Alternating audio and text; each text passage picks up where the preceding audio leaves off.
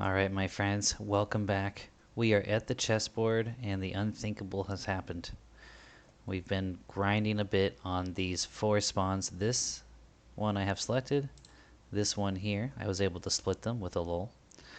The undead bishop that you see here took one of our pawn spawns, so we haven't been able to work on that one for a little while. And then the knight directly ahead of me, where my mouse is right there. And I just logged back on, actually, and I killed the pawn over there only to find that we have an undead knight here. Now this is going to be tough for 2 reasons. First, we got the undead pawn. We got a lull. So that's got to work out swimmingly or we are in trouble. Second, this guy is going to harm touch us. Luckily, we have Divine Aura up, ready to go. So let's hope for the best here. But I wanted to get this on camera. I was doing some grinding off camera. Okay. Here goes the lull. Fingers crossed. A resist, but not a critical one. Now, if we do get a critical resist, we're probably going to have to quickly pop Divine Aura and start running, I think. Although it might be good to root and then run. Another resist, not good, but again, not a critical one. Now I would prefer to lull the knight and pull the pawn, but the chances are far less likely that I would get a successful lull on the knight than the pawn, as he is higher and he is a caster class, at least a hybrid caster class. So the lull is done. Now, since the lull is finished, is there anything I can put in here? Let's get a stun up, just in case that somehow can help. I don't know what else to do here. Alright, here's the moment of truth. We gotta hit him with the nuke. He resisted it. That is a really bad start. And then we hit pop our Divine Aura. Divine Aura's up. He's casting. And we're hoping that he's trying to harm touch us. And I think he did.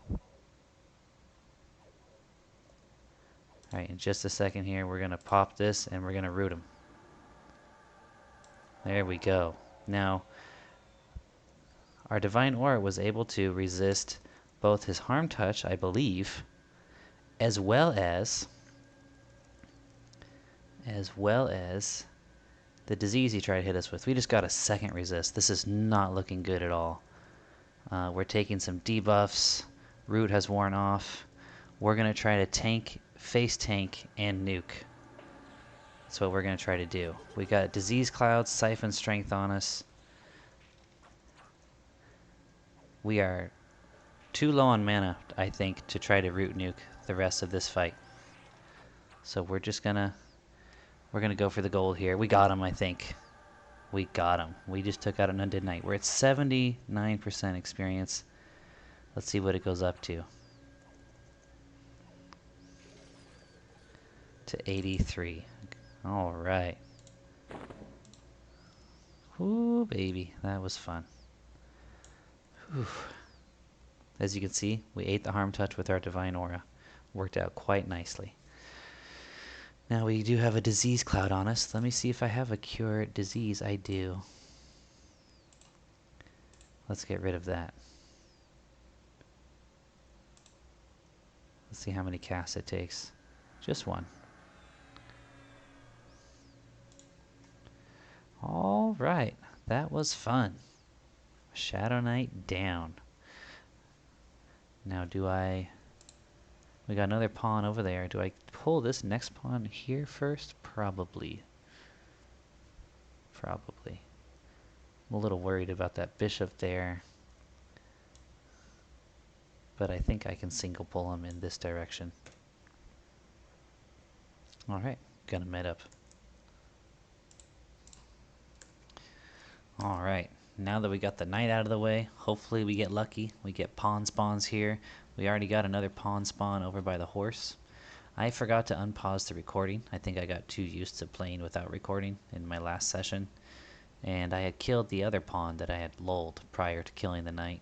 And then as he had a weapon as well, a two-handed hammer, I was way encumbered. So I ran the 3 weapons I looted over to the merchant. Were I not doing this kind of solo self-found thing, I probably would just destroy them. But every cent's gonna count, and I know that those two-handed rusty warhammers are a good 2 gold, 2.5 gold, and same with the swords. So they're good income, and it's worth the run. It's not that far of a run. Just head south about a third of the map. So now we're meting up, and we're going to see if one of these 2 spawns comes back before we're full mana, in which case we will definitely kill one of them first. And if not, we'll run over to the other side of the board and kill the pawn, which has already spawned. But we want to hop on one of these 2 first, and it might even be wise to wait for one of them to spawn, because that way we don't have to worry about having to split them again. And there he is before we're even done meting up. Ooh, but we got a bishop. So now we're kind of in trouble unless... Okay, what we're going to do, this is probably suicide, but we're going to start this bishop before he summons his pet. That is the secret with the bishops. You got to get them before they summon.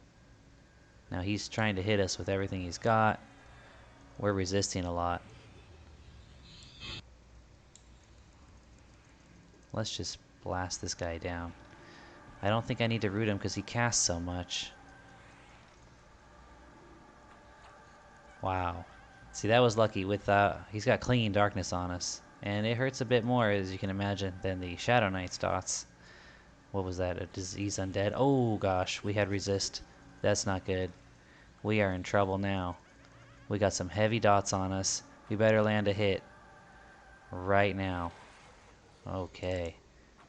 Now we got Disease Cloud and Poison Bolt. Now, Poison Bolt is the more deadly of the 2, but we're going to try to cure them both here.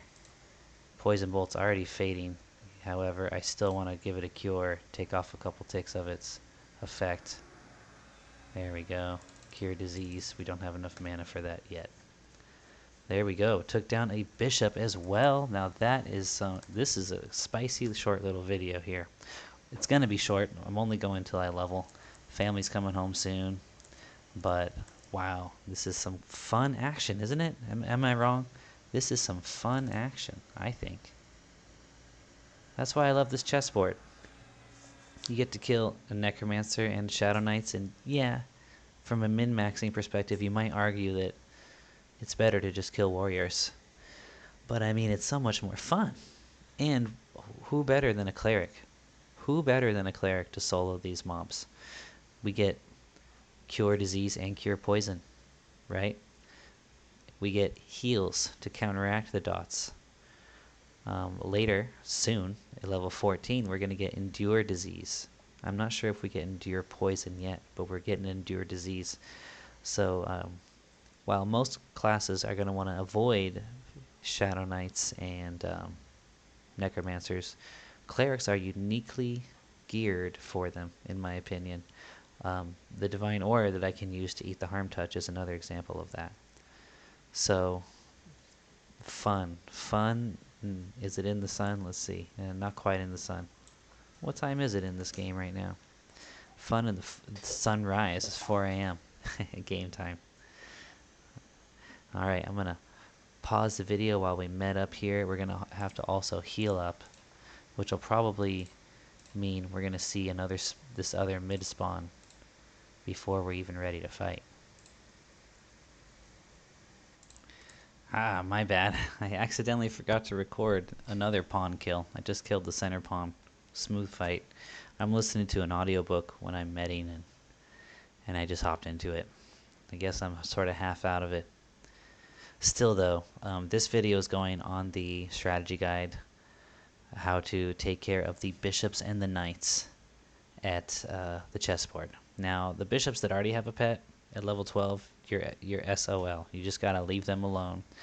But if you're on top of the spawns, you can, as you saw I did, take down a bishop before it summons a pet. If you see it spawn, and you engage before he does that. Now they usually start summoning almost immediately when they spawn. Well, not almost immediately, but you don't have very much time. So If you choose to do that route, as soon as you see that bishop pop up, your best bet is to stand up and start casting your nuke on him.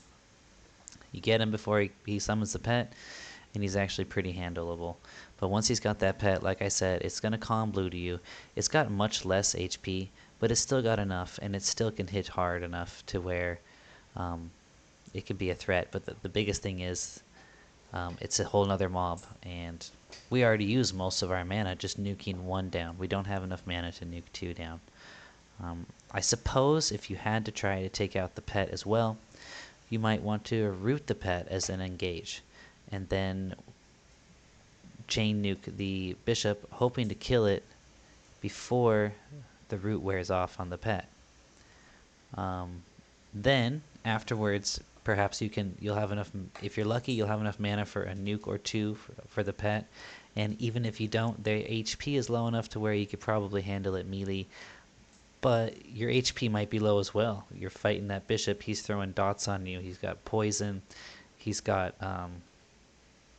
disease. And he's also going to be hitting you. I mean, caster mobs can melee pretty well, unlike player casters, right? So I guess if you root the pet, then maybe you root and nuke the bishop, but look at how much mana we're talking about already, and you'd have to get super lucky. The root would have to hold the whole time. You'd have to get pretty much no resist on the bishop, and even then, at level 12, I think you might still end up dying for any myriad of reasons. So I'm personally avoiding the bishops. As you can see, I've got 2 bishops with pets spawned right now on the board, but I've got 1 more pawn I can work on. And I've got these 2 spawns here, which are already popping back up. So let's take this pawn out first, and then we'll go around and work on the other one. And that should level us up. Actually, I didn't realize how close I was. 2 more kills definitely is going to do it. 1 is definitely not. 2 definitely will. 1's going to take us right up to the edge. 99%.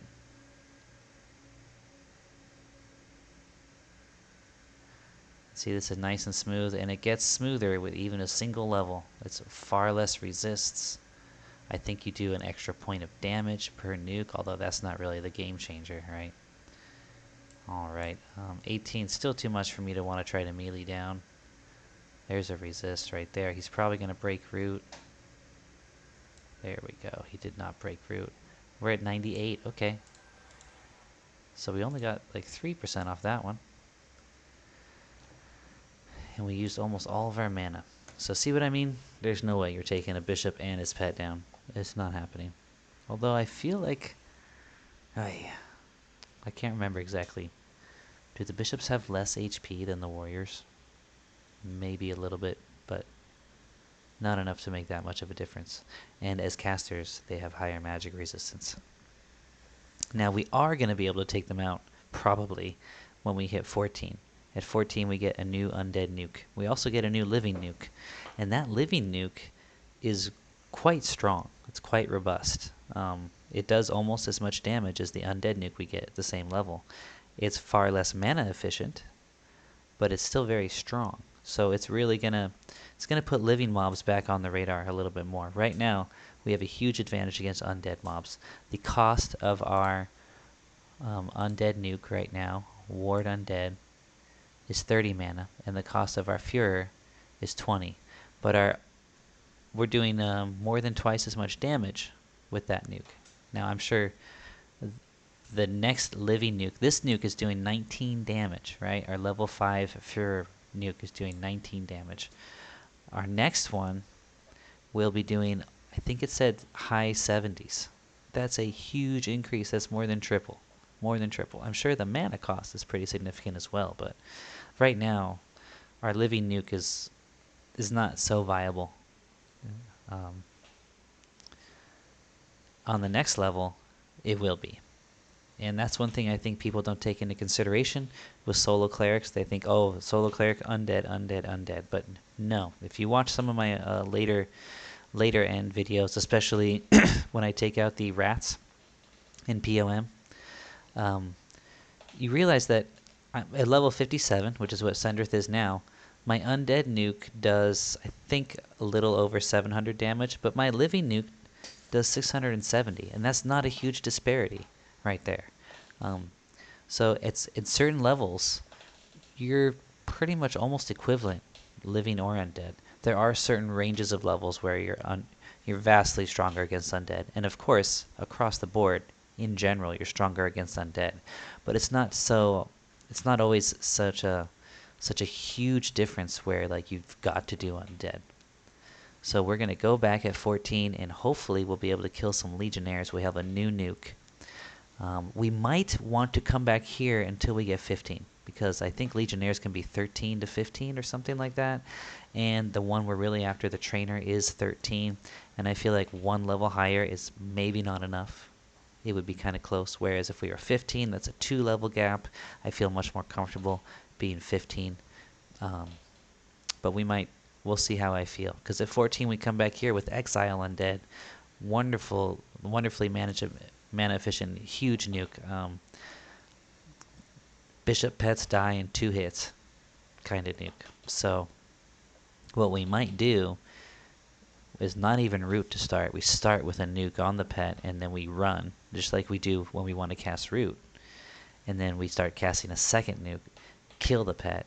The necromancer probably won't have reached us yet, because he will have stopped to cast something on us, and we'll probably have a dot on us. But after we finish the pet, then we can choose to either start nuking the bishop himself or root him and then nuke him. Since he does cast, it almost makes me want to just face tank him. However,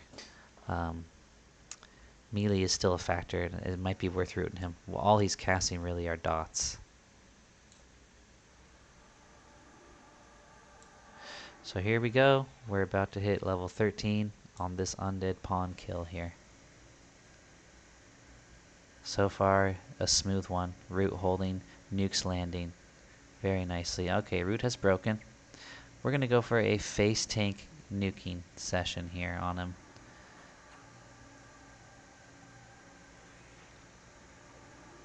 Now, and I'm tempted to just, yep, there we go. We ended that with still 35% of our mana. That's good. That's good. There we go. Welcome to level 13. So, one more level to some new spells, some significantly stronger new spells. And here we are at the chessboard, having lots of fun. Still haven't seen a king spawn yet, but it's very possible. I think he spawns amongst this back spawns here. One of these 2 back spawns can be the king. I've never seen him anywhere else, but it's possible he could spawn randomly anywhere on the board. I have a vague memory of seeing him in this front spawn, I want to say, where we currently have a bishop with a mace. But I am digging the chessboard. I am having fun here. I'm not sure if there is a better way to level in Crushbone. I feel like this particular level range is not ideal for Crushbone.